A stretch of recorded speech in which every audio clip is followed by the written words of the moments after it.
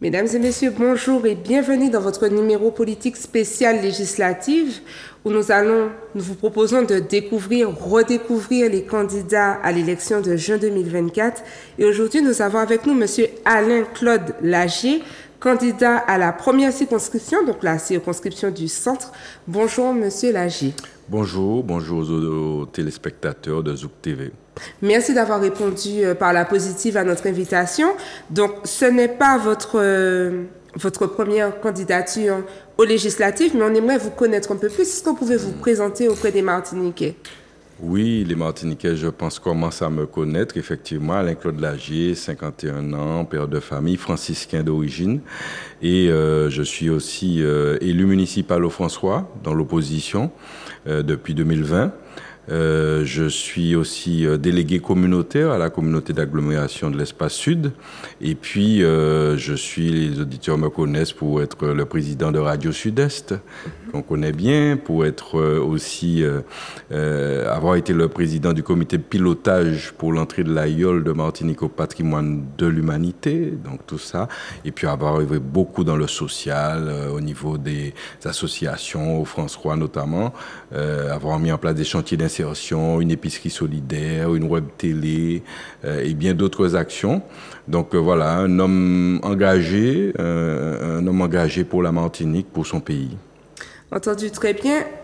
Donc votre deuxième candidature aux législatives, 6e sur 17 candidats, donc un score tout à fait correct.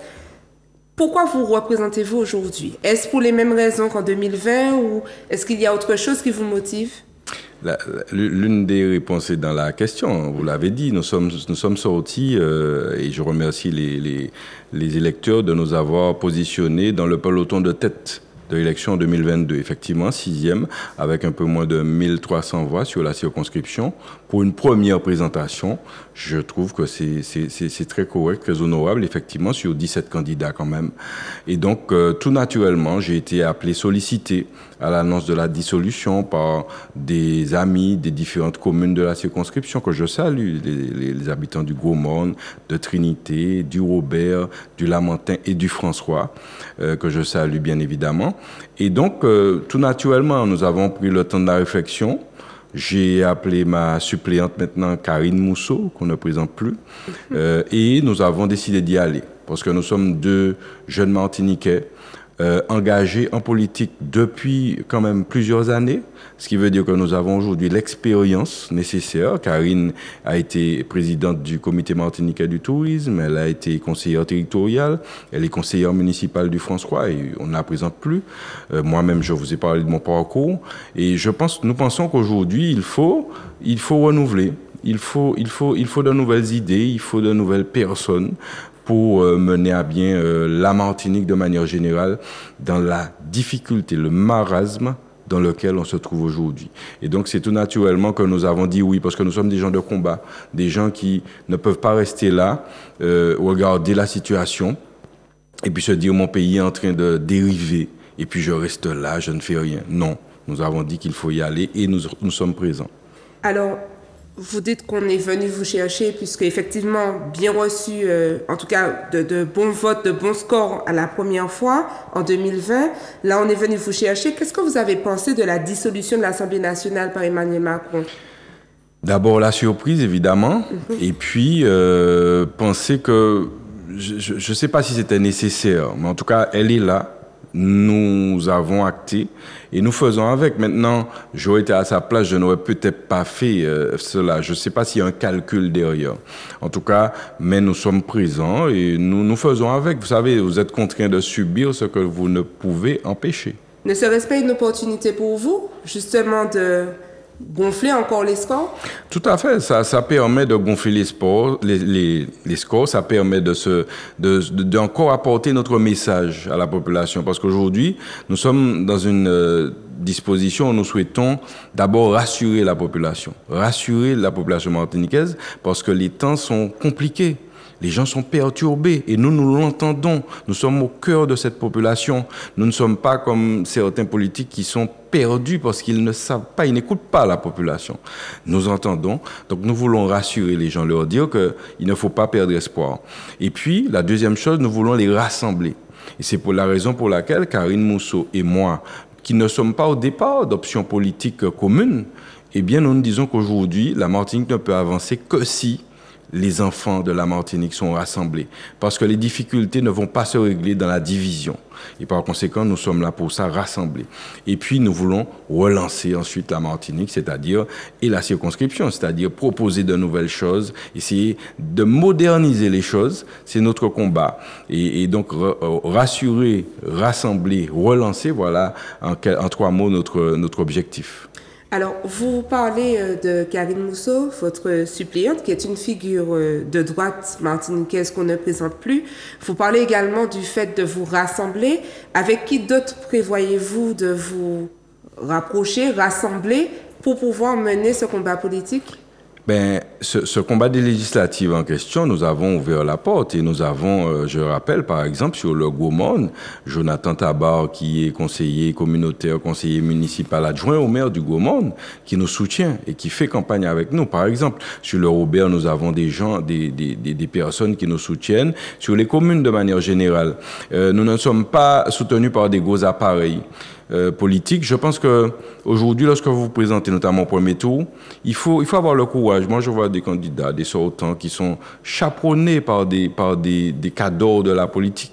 Moi, je dis qu'il faut avoir le courage. On peut avoir un petit soutien, mais au premier tour, et puis au deuxième tour, on verra, les formations peuvent se positionner. Mais vous allez à une élection législative, vous serez dans l'Hexagone en train de défendre la Martinique. Vous n'aurez pas de chaperon avec vous. Donc il faut avoir le courage, la responsabilité d'y aller, et nous y allons avec ceux qui nous soutiennent déjà. Et nous sommes persuadés, parce que les retours que nous avons montrent que la candidature est bien accueillie, très bien. Nous sommes persuadés qu'au deuxième tour, nous aurons d'autres formations politiques qui vont nous soutenir, et nous sommes ouverts à ça de toute façon. Revenons quand même sur les élections européennes. Qu'avez-vous pensé du score du Rassemblement national, notamment en Martinique? Ben, vous savez, au fil du temps, je n'étais pas surpris. Parce que ça fait un moment qu'il monte, ça fait un moment. Les politiques publiques mises en place depuis quelques années favorisent la montée du Front National parce qu'elles ne sont pas adaptées à la situation. Les Martiniquais sont en souffrance. Je travaille dans le social, je peux vous dire que les Martiniquais sont en souffrance. Et les gens n'en peuvent plus. Leur objectif, mettre un coup de pied dans la fourmilière une fois pour toutes. Sauf que je leur dis qu'ils se trompent de voie. Il ne s'agit pas de ça là. Ces extrêmes qui arrivent au pouvoir, il faut regarder dans le passé ce que ça a donné. Ça a toujours été des catastrophes. Donc nous ne sommes pas de ceux-là. Nous disons non aux extrêmes et nous disons que tant qu'à faire, il faut essayer effectivement d'autres parce que ceux qui ont atteint leurs limites, effectivement, ceux qui sont là, eh bien, essayer d'autres choses, essayer des jeunes Martiniquais qui ont un message, qui ont une expérience, qui ont déjà montré qu'ils ont donné et qu'ils ont apporté à la Martinique. C'est le message que je leur fais. Les extrêmes ne résoudront rien, bien au contraire. Je suis persuadé que la situation va empirer. Donc, Martiniquais, gardez-vous d'aller dans ce sens-là. Alors, du coup, je rebondis. Quelles sont vos propositions? Quel est, en quelque sorte, votre programme pour ces législatives 2024? Alors, nous avons des orientations, comme tous les candidats, des orientations générales, puisque vous savez, seul petit député, dans une assemblée de 577, vous n'avez pas, c'est pas à vous seul que vous allez réussir à instaurer des choses. Par contre, nous estimons qu'ensemble, avec les parlementaires ultramarins, qui doivent à tout prix se réunir, eh bien, nous pouvons porter un certain nombre de choses sur beaucoup de sujets. On parle de la vie chère, tout le monde. Ceux qui sont au SMIC souffrent, ceux qui sont au-dessus du SMIC souffrent. Moi, je me demande comment vivent les gens qui ont le RSA aujourd'hui. Mais c'est une catastrophe, la situation. Donc, nous avons des propositions claires dans ce domaine. Nous disons qu'il faut faciliter, améliorer les échanges avec notre environnement immédiat. Notre environnement immédiat, c'est la Caraïbe. Et je suis persuadé qu'en faisant cela, en harmonisant les normes, en travaillant là-dessus, nous pourrons diminuer les prix des produits parce que nous n'aurons pas effectivement forcément les taxes des produits qui sortent d'Europe ou autre. Donc ça c'est une piste. Par exemple, sur plusieurs problématiques, nous avons des propositions. Sur la sécurité, par exemple, la Martinique, c'est un narco-territoire aujourd'hui. Nous sommes une plaque tournante. Eh bien, nous allons demander le renforcement clair et net des postes autour de la Martinique, parce que c'est une passoire. C'est une passoire, des postes douaniers notamment. Il faut que ça s'arrête. Il faut que le gouvernement ait cette volonté. Eh bien, nous allons nous battre pour ça aussi. Nous allons nous battre sur l'éducation pour qu'on tienne compte dans les programmes des écoles primaires de nos enfants qui sont îléens, ils sont sur une île. Nous faisons comme si nous sommes dans l'Hexagone. Il faut adapter à la situation locale. Donc, vous avez nous avons l'eau, la problématique de l'eau. Nous sommes très attachés à cette problématique. Récemment, qui nous a vraiment fait souffrir. Voilà. Eh bien, nous avons les solutions qui ont déjà existé, qu'il faut remettre à jour. Vous avez, par exemple, les citernes d'eau, le financement des citernes d'eau, l'aide qui existait au niveau de la CTM. Il faut la réactiver puisqu'elle a été suspendue. Et puis, sur la qualité de l'eau, nous avons déjà œuvré en aidant des établissements, des EHPAD ou des crèches à acquérir des dispositifs de filtration d'eau. Parce que notre qualité d'eau est préoccupante. Et vous savez que la santé est liée à ça souvent. Bien sûr. Eh bien, nous estimons qu'au même titre que le chèque énergie qui existe, par exemple la prime EDF, par exemple, eh bien, nous pouvons mettre une prime pour l'acquisition de dispositifs de filtration d'eau dans chaque foyer martiniquais.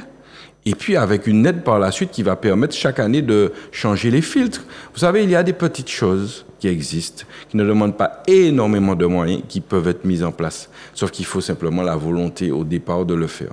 Alors, Monsieur Lagier, vous parlez également du fait de dénoncer, vous dites que vous dénoncez un exercice autocratique du pouvoir. Est-ce que vous pouvez nous en dire deux mots? Alors là, vous parlez de l'actualité franciscaine, là, si j'ai parlé de ça.